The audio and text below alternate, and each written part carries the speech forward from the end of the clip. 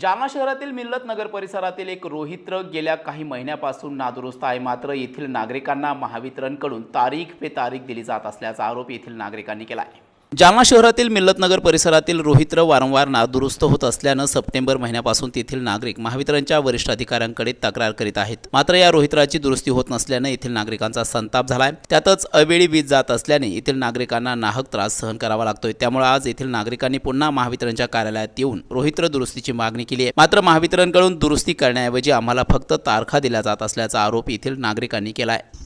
जी कब्रस्तान डीपी आहे तिथं वारंवार लाईट चाललेली। आता रात्री तर कमसे कमी 12 वाजल्यापासून लाईट गेलेली आहे, तर आतापर्यंत नाही। आणि वेळोवेळी आम्ही इथं येऊन सुद्धा, ऑफिस तर बंद आहेच आहे, वेळोवेळी त्यांचे फोन बी घेत नाहीत।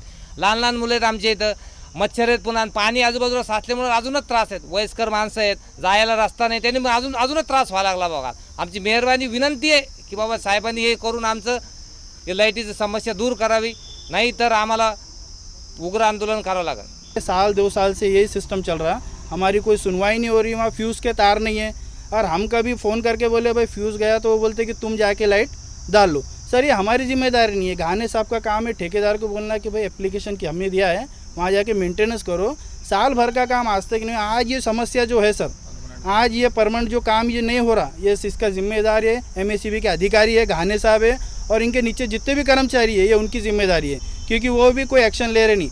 और एनी टाइम सर हम पैसे दे के काम करा रहे हैं, इसकी जिम्मेदारी मैं खुद लेता और हमारे गली के लोग इसकी गवाही देने को तैयार है। अगर आप बोले तो मैं उन सबको लेके आता, और जब तक काम हमारा होता नहीं हम यहीं बैठे रहेंगे और यहाँ से हलने वाले नहीं हैं। जिल्हा परिषद मुख्य कार्यकारी अधिकारी वर्षा मीना यांनी जालना जिल्ह्यातील काही गावात जाऊन आज